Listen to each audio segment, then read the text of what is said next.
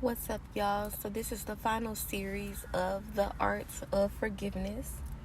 It was only a 3-part series. So, isn't it strange how sometimes when you talk about certain things, God will put you to the test, or Spirit will put you to the test to see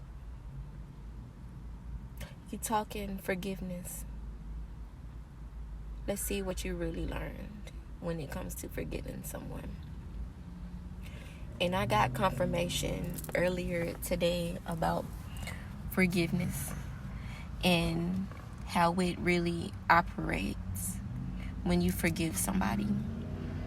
It's not that you don't forget it, but like they was talking about earlier at my pastor's church, like when you asking God for forgiveness, he'll turn his back on it like, I forgive you, so you don't repeat the same pattern, or you don't keep bringing it up. Like if you really forgive somebody, like even the thought, it may even be like in the back of your mind, but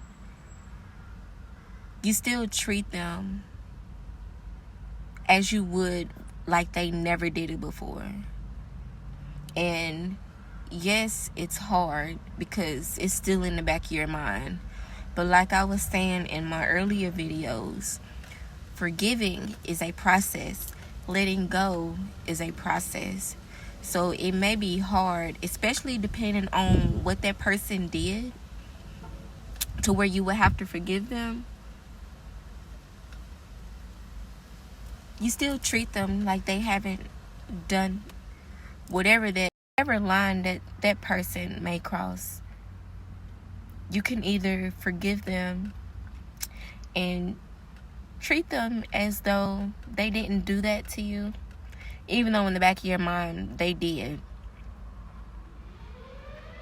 Or either you can just forgive them and then move on from the situation, like literally moving on from them, like not even having them in your life anymore.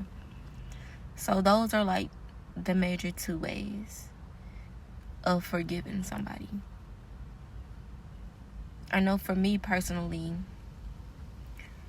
it's hard for me.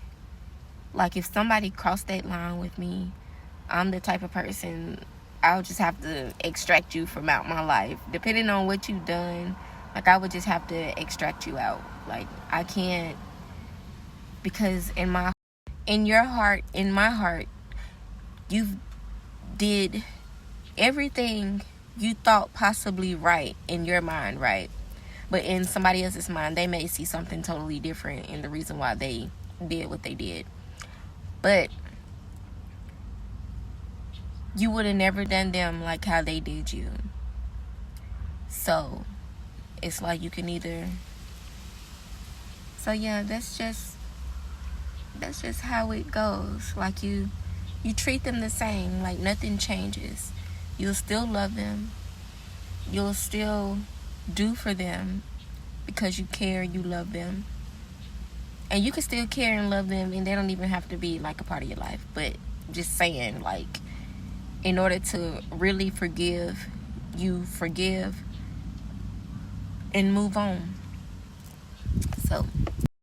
So today I want to talk about pretty much holding yourself accountable,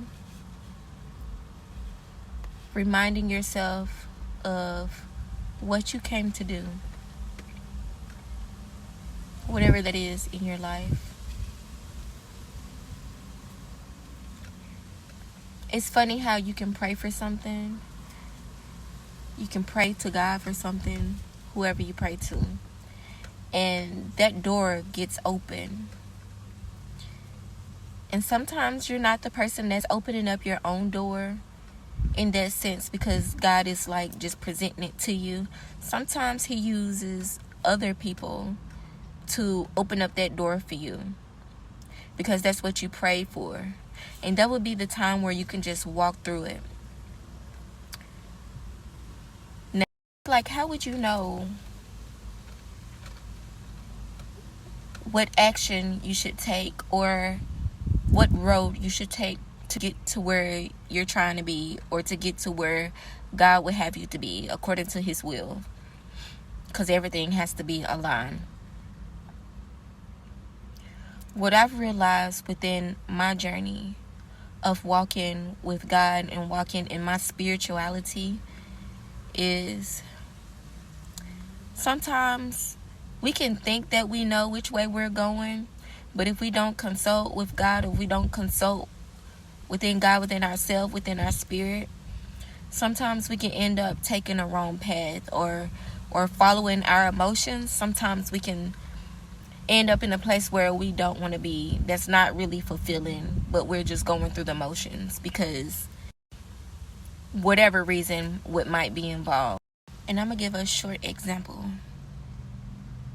Earlier this year, I prayed for God to open up a door for me to where I can expand my gifts, what God has instilled within me due to my having to do with my creativity, because I'm a very creative person. I'm very creative in beauty, and it's some things that I want to do.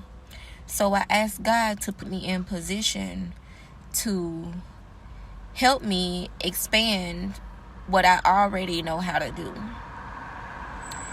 And I've been praying, and of course I'm already like in a sweet spot anyway, but I was looking to grow. I'm looking to grow.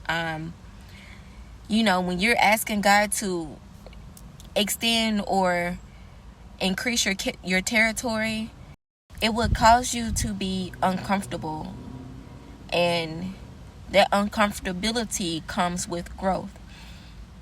And so some months down the line, God used somebody to get me into a space where I can grow my talent. He opened up the door to help me to learn. And of course, I took a pay cut because it's not about the money. It is not about the money for me. So I took it. And I'm like, okay, this is where God have me to be, because this is what I pray for.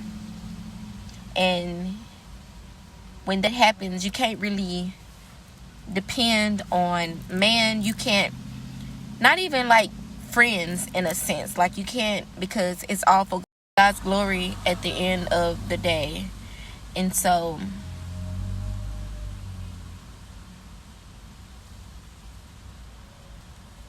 when God puts you in a position, you don't let your emotions get the best of you. You stay on that path, because at the end of it, you'll see why God had you there in the first place.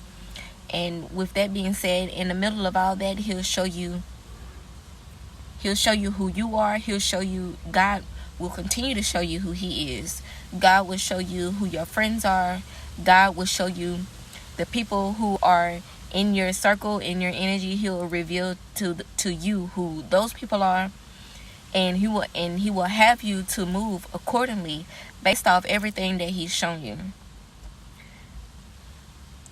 And that's where I'm at in my walk, like right now. And it may be like a lot of drama going on and all this and that, but you don't pay attention to that. And I'm even still learning, because people are looking for some type of gossip, and you can see it. You can see it on their face. You can tell by the questions they ask, and they're always thinking something is wrong, because stuff didn't happen the way that you thought it was, based off man. Not what God says, but what man is saying to you. And I can speak for myself. That's what got me paying attention to what man is saying. Even though that's where God has me to be, I wasn't fully leaning on to God and what He promised me. The reason why I'm even here in the first place, doing what I'm doing.